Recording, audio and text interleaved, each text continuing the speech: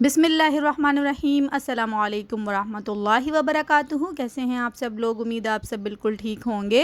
अल्लाह पाक आपको हमेशा खुश रखे, आमीन सुमा आमीन। तो आज मैं आपके लिए लेके आई हूँ बहुत ही यमी, बहुत ही ज़्यादा टेस्टी टर्किश डिज़र्ट की रेसिपी। बहुत ज़्यादा टेस्टी, बहुत ज़्यादा यमी ये बनती है और बहुत ही क्विक और इजी बनने वाली रेसिपी है। आपके घर में कोई गेस्ट अचानक से आ जाए या कोई भी आपके घर में दावत हो तो आप इसे बनाएं, इंशाल्लाह सबको बहुत पसंद आएगी।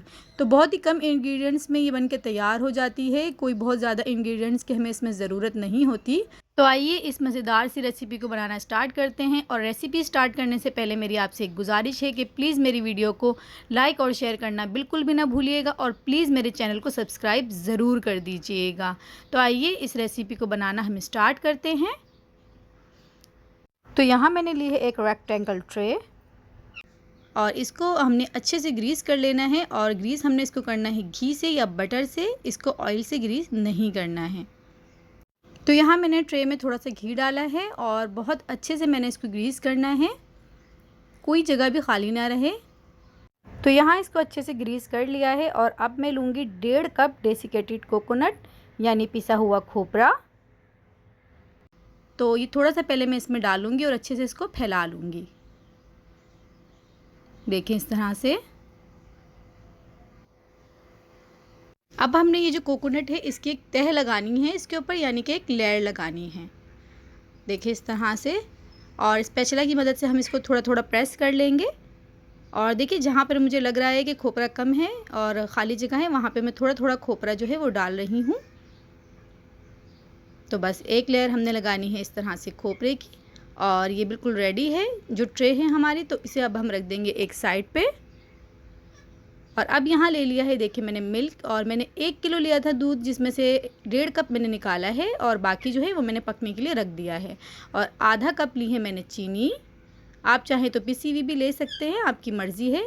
और 1 कप लिया है मैंने मैदा, और ग्राम में लेंगे तो ये होगा 120 ग्राम।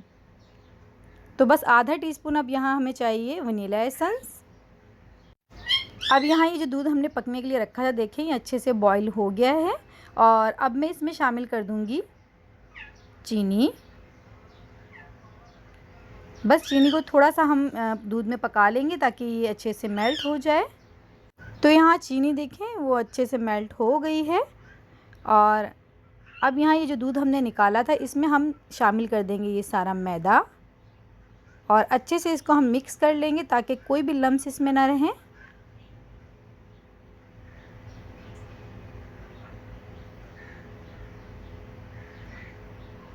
तो बस देखिए मैदा अच्छे से मिक्स हो गया है।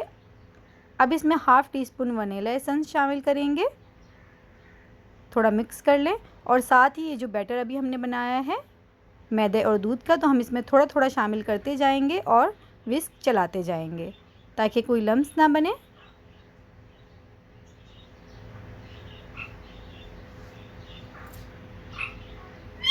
तो बस देखिए ये माशाल्लाह से गाढ़ा होना शुरू हो गया है, अच्छा थिक हो गया है ये। लेकिन अभी हमने इसको थोड़ा और पकाना है। देखें जब ऐसे ही बबल्स आने लगेंगे तब समझिए हमारा बैटर जो है वो रेडी है। ये देखें इसकी कंसिस्टेंसी आप देख सकते हैं। ये देखिए कैसे स्पैचुला पे इसकी एक लेयर जम गई थी। तो बस ये परफेक्ट कंसिस्टेंसी है। और अब हम इसमें शामिल करेंगे 1 खाने का चम्मच घी। आप चाहें तो बटर भी शामिल कर सकते हैं और उसका जो टेस्ट है वो बहुत अच्छा आएगा और उसकी खुशबू बहुत अच्छी आएगी। पर मैं यहाँ आसानी के लिए घी इस्तेमाल कर रही हूँ क्योंकि घी जो है वो घर में एनी टाइम अवेलेबल होता है और बटर जो है वो बाज़ दफ़ा घर में मौजूद नहीं होता। तो हो तो आप ज़रूर इस्तेमाल करें, डालें, बहुत अच्छा उसका टेस्ट आएगा, बहुत अच्छा उससे खुशबू आएगी इसकी।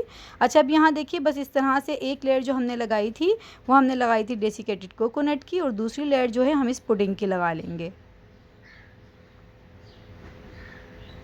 तो बस इस तरह से हमने अच्छे से इसको फैला लेना है। तो बस अब हम इसको स्पैचुला की मदद से इस तरह से लेवल कर लेंगे, क्लीन कर लेंगे बिल्कुल अच्छे से। देखें ऐसे सेट कर लेना है हमने। तो बस ये दूसरी लेयर जो है वो हमारी पुडिंग की हो गई है।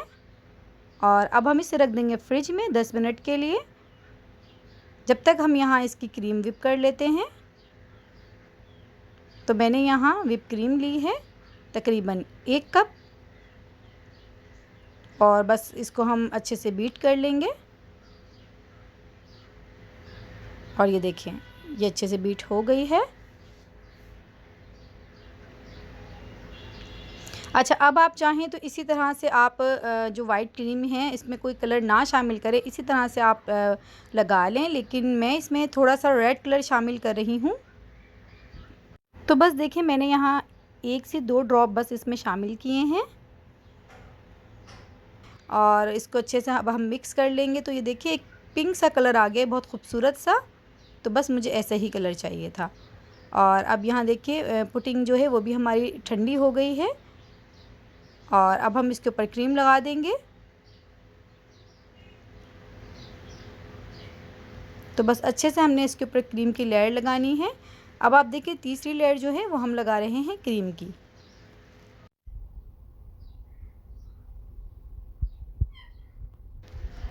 और इस तरह से देखिए, स्क्रैपर से हम इसको अच्छे से सेट कर लेंगे, बिल्कुल क्लीन कर लेंगे। देखें, अब ये बिल्कुल अच्छे से हमने क्रीम लगा ली है इसके ऊपर। अब यहाँ दोबारा से मैंने लिया है डेसिकेटेड कोकोनट यानी खोपरा, और हल्का हल्का बस हमने इसके ऊपर स्प्रिंकल करना है, बहुत ज़्यादा नहीं लगाना है। अब हम इसकी कटिंग करेंगे। अब आपकी मर्ज़ी है कि आप इसमें से बड़े पीसीस निकालें या छोटे निकालें, बट मैं इसमें से 8 पीसीस निकालूंगी। आप चाहें तो 6 भी निकाल सकते हैं, आपकी मर्ज़ी है। देखें, इस तरह से हम इसकी कटिंग कर लेंगे। बहुत आसानी से ये कट जाते हैं, बहुत कोई मुश्किल नहीं है। और इस तरह से देखिए, स्क्रैपर की मदद से हम इसको फ़ोल्ड कर लेंगे। ये देखें, बहुत इजी है। ये देखें, माशाल्लाह कितना मज़ेदार लग रहा है, वाकई में बहुत टेस्टी बना था ये। और ये देखें, दूसरा भी हम इसी तरह से निकाल लेंगे। ये देखिए, माशाल्लाह कितना यमी डिज़र्ट लग रहा है। आप बनाएंगे तो इंशाल्लाह, अगर आपने गेस्ट के लिए बनाया तो वो खुश हो जाएंगे। ये देखिए, माशाल्लाह सारे जो हैं वो मैंने निकाल लिए हैं, और अब मैं इसके ऊपर लगा रही हूँ थोड़े से, मैंने यहाँ पर ले लिए हैं बादाम। आप चाहें तो पिस्ता या कोई भी ड्राई फ्रूट्स लगा सकते हैं, जो आपकी मर्ज़ी है, जो आपको पसंद है। और ये देखिए, तैयार है हमारा मज़ेदार सा डिज़र्ट। आप ज़रूर ट्राई करिएगा, और प्लीज़ मुझे फ़ीडबैक ज़रूर भेजिएगा। फ़ीडबैक ज़रूर भेजा करें, उससे हमें बहुत खुशी होती है, क्योंकि हमारी मेहनत वसूल हो जाती है। और यहाँ देखिए, मैं इसको टेस्ट कर रही हूँ, और बहुत बहुत यमी, बहुत टेस्टी ये बना है माशाल्लाह से। आप बनाएंगे तो आपको अंदाज़ा होगा कि ये कितने मज़ेदार रेसिपी है। तो बस फिर मिलते हैं इंशाल्लाह हम नेक्स्ट रेसिपी में। दुआओं में मुझे ज़रूर याद रखिएगा। अल्लाह हाफ़िज़।